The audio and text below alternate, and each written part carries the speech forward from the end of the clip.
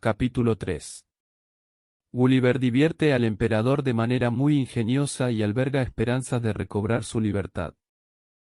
Mi amabilidad y buena conducta habían conquistado al emperador y a la corte, así como al ejército y a la población en general, de modo que empecé a albergar la esperanza de obtener la libertad en poco tiempo. Usé todos los medios posibles para fomentar esa actitud favorable. Los nativos comenzaron a acercarse poco a poco, cada vez iban perdiendo más el miedo. Había veces que yo me recostaba y permitía que 5 o 6 de ellos bailaran sobre mi mano. Y en otras ocasiones muchachos y muchachas solían jugar al escondite en mi pelo. Para entonces ya había progresado bastante en el arte de comprender y hablar su lengua. Un día el emperador tuvo la ocurrencia de agasajarme con varios espectáculos del país, materia en la que superan a cualquier otra nación de las que conozco, tanto en la destreza como en el esplendor. Nada me sorprendió y divirtió tanto como el número de los funámbulos, unos verdaderos bailarines equilibristas que ejecutaban su danza sobre una fina hebra blanca de unos 2 pies de longitud. Sobre esto quisiera pedirle el permiso y la paciencia del lector para explayarme. Es un pasatiempo solo para aquellos que desean alcanzar altos cargos o favores de la corte. Se los instruye en este arte desde que son jóvenes.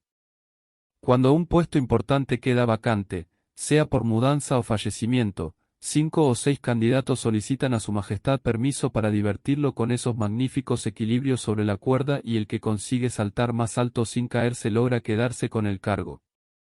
En ocasiones, su majestad pide a sus funcionarios demostrar sus habilidades en la cuerda para convencer así a toda la corte de que no han perdido sus facultades. A Flimnap, ministro de Hacienda, se le permite hacer una pirueta sobre la cuerda tensa al menos 1 pulgada más alta que a cualquier otro noble del imperio. Yo lo he visto hacer varios saltos mortales seguidos. Y en mi opinión, mi amigo Redresal, primer secretario de Asuntos Secretos, es el segundo después de Flimnap. Los demás altos funcionarios están bastante parejos en sus destrezas. Lamentablemente, a menudo estos entretenimientos van acompañados de fatales accidentes. Yo mismo he visto a 2 o 3 candidatos romperse un hueso. El riesgo es mayor cuando los ministros reciben órdenes de mostrar su destreza, ya que en su afán por superarse ponen en peligro su propia vida. Hay también otro entretenimiento que se realiza ante el emperador y la emperatriz, y el primer ministro, solo en ocasiones especiales. El emperador coloca en una mesa 3 finas hebras de seda de 3 colores diferentes, azul, roja y verde, en ese orden. Estas hebras se ofrecen como premios para distinguir a quienes el emperador decide y otorga haciendo una señal luego de ver las destrezas. La ceremonia se celebra en la gran cámara de la regencia de su majestad, donde los participantes se someten a una prueba muy diferente a las otras, tan original como nunca había visto en mis viajes por el viejo o el nuevo mundo.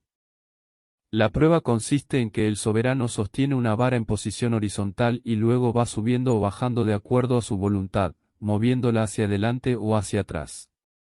Los contendientes deben saltar y luego pasar por abajo, arrastrarse y volver a saltar.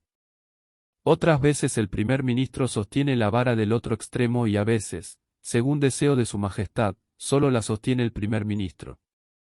Aquel que ejecute el número con más habilidad se gana la hebra azul, el segundo, la roja, y el tercero, la verde. Estas hebras se llevan luego como galardones, ceñidas alrededor de la cintura, y se ven pocos funcionarios de la corte sin alguno de estos fajines de colores. Los caballos del ejército también han progresado frente a mi presencia, ya que los han llevado diariamente delante de mí, y así han ido perdiendo el miedo, se me acercan ya hasta los pies sin espantarse. Los jinetes los entrenaban del siguiente modo, los hacían saltar sobre mi mano mientras yo la mantenía sobre el suelo, y una vez, un gran jinete saltó mi pie con mi zapato y fue un salto verdaderamente prodigioso. Un día tuve la idea de distraer al emperador de una manera realmente extraordinaria. Solicité que me proporcionaran varios palos de 2 pies de altura y del grosor de un bastón corriente. Su majestad accedió y pidió al superintendente de los bosques que realizaran la tarea. Al día siguiente, 6 leñadores llegaron con carruajes tirados por 8 caballos cada uno. Tomé 9 palos y los clavé en el suelo formando un cuadro, y después otros 4 los até de modo horizontal en las esquinas, formando un cuadrante. Sujeté luego un pañuelo a los 9 palos clavados y los tensé hasta dejarlo tirante como el parche de un tambor. Los 4 palos que había dispuesto de manera horizontal funcionaban como baranda a los costados. Solicité luego a su majestad que me concediera 24 de sus mejores jinetes para que vinieran a entrenar a la explanada que había construido. El emperador accedió a mi propuesta. Cuando llegaron los jinetes, subí uno a uno sobre la palma de mi mano para luego depositarlos sobre la explanada. Ahí formaron, se dividieron en 2 grupos e hicieron simulacros de combates, dispararon flechas despuntadas y desenvainaron espadas, huyeron y persiguieron, atacaron y retrocedieron y mostraron la más deslumbrante instrucción militar que yo haya contemplado jamás. Su Majestad disfrutó tanto que ordenó que se repitiera el entretenimiento durante varios días. En una ocasión lo levanté del suelo para dar la voz de mando y también persuadió a la emperatriz para que me permitiera sostenerla en su silla real, desde donde tenía una vista privilegiada de todo el espectáculo. Tuve mucha suerte de que en estos días de diversión nunca ocurrió accidente alguno, salvo uno menor, porque una vez un caballo muy bravío dio una patada y con la pezuña agujereó el pañuelo. Por ese agujero se le coló la pata y derribó al jinete en su caída. Pero al instante socorrí a los 2. El jinete salió ileso y el caballo solo se torció la pata delantera izquierda. Reparé el pañuelo lo mejor que pude, sin embargo no pude confiar más en su resistencia. 3 días antes de que me pusieran en libertad, estando en medio de estos entretenimientos, llegó un mensajero a informar a su majestad que algunos de sus súbditos, que cabalgaban cerca del lugar donde me hicieron prisionero, habían visto en el suelo un gran objeto negro que tenía el tamaño del dormitorio de su majestad. Cuando estuvieron convencidos de que no era una criatura viviente, le dieron vueltas andando a su alrededor, se subieron unos a los hombros de otros, llegaron a la punta y vieron que era plana y lisa. Tras golpear con el pie se dieron cuenta, por el sonido, de que adentro estaba vacío. Supusieron que este objeto pertenecería al hombre montaña. Al llegar comentaron a su majestad que si él así lo disponía se encargarían de llevárselo con solo 5 caballos.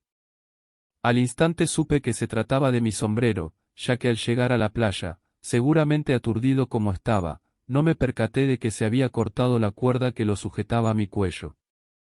Supliqué a su majestad que diera órdenes de traerlo y le expliqué qué era y para qué servía. Al día siguiente unos carretones llegaron con él. Noté que no venía en buenas condiciones ya que lo habían agujereado para amarrarlo con ganchos a las carretas y así lo arrastraron hasta mi presencia a lo largo de más de media milla. 2 días después de este acontecimiento, luego de haber ordenado parte del ejército acuartelado en la ciudad, su majestad tuvo el capricho de divertirse de un modo muy singular. Me rogó que me levantara como un coloso y abriera las piernas. Ordenó después a su general que formara las tropas y que desfilaran por debajo de mí, la infantería, la caballería, los tambores batiendo, las banderas al viento y las picas bajas. En total el grupo reunía 3000 soldados de a pie y 1000 de a caballo. También ordenó a sus soldados comportarse con estricta educación en relación con mi persona, orden que fue dada con amenaza de muerte a quien no la cumpliera. Pero esto no consiguió impedir que algunos de los oficiales más jóvenes levantasen los ojos al pasar por debajo de mí. Y, si he de confesar la verdad, por aquel entonces mis pantalones se mostraban en tan pobre estado que realmente eran motivo de risa y asombro. Yo había presentado ya tantas peticiones sobre mi libertad que al fin su majestad mencionó el asunto, primero ante el gabinete y luego en el consejo, donde nadie habló en contra excepto Esquires Bolgolam, quien se complacía en ser mi mortal enemigo, sin que yo lo hubiera provocado vez alguna. Pero la Junta aprobó igual la petición, en contra de la voluntad de Esquires Bolgolam, y el emperador ratificó la decisión. Aquel ministro era Galbet, es decir almirante del reino, persona muy de confianza de su señor, pero taciturno y agrio. Finalmente lo convencieron y él consiguió redactar las normas y condiciones a las que yo debía prestar juramento para lograr mi libertad. Incluso él mismo me llevó el acta acompañado de sus secretarios y personas distinguidas. Me hizo leerla y prestar juramento, primero a la manera de mi país y luego siguiendo las leyes del suyo, que consistía en agarrarme el pie derecho con la mano izquierda, poniendo el dedo del medio de la mano derecha en la coronilla y el pulgar en la punta de la oreja derecha. Si el lector estuviera interesado en leer los modos, maneras de expresarse de aquellas pequeñas gentes, aquí traduzco el documento entero que redacta bajo qué condiciones recobré mi libertad.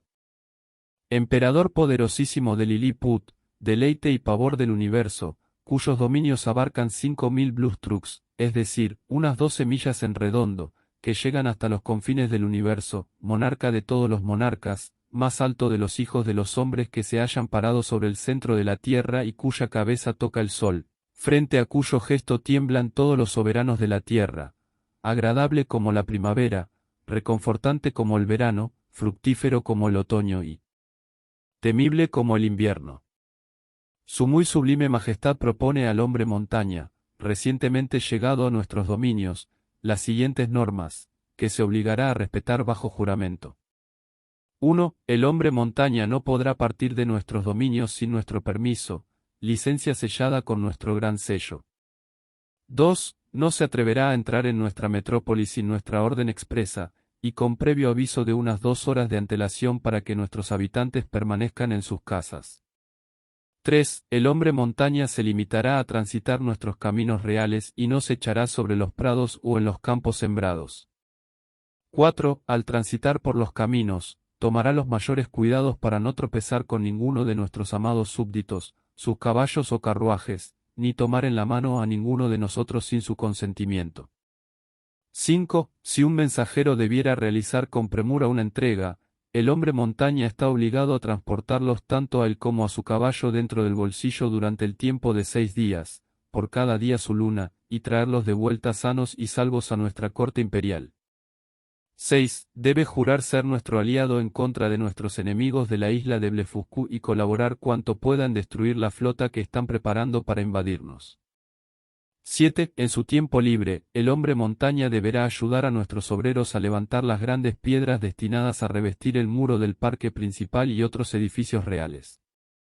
8. En el plazo de 2 lunas, el hombre montaña deberá entregar una medición exacta del perímetro de nuestros dominios, contando sus propios pasos a lo largo de nuestras costas.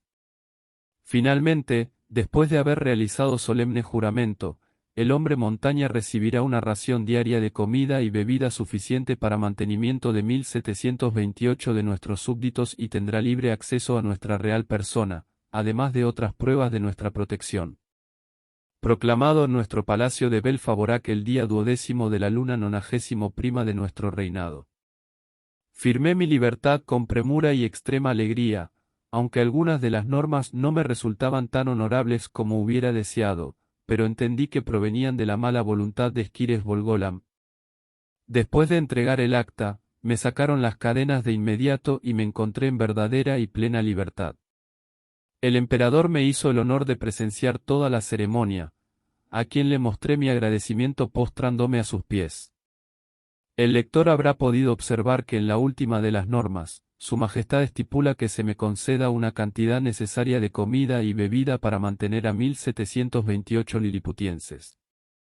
Algún tiempo después me contaron que los matemáticos más excelentes de la corte habían estipulado este número con exactitud después de medir la altura de mi cuerpo usando un cuadrante y descubrir que era más grande que el suyo en una proporción de 12:1.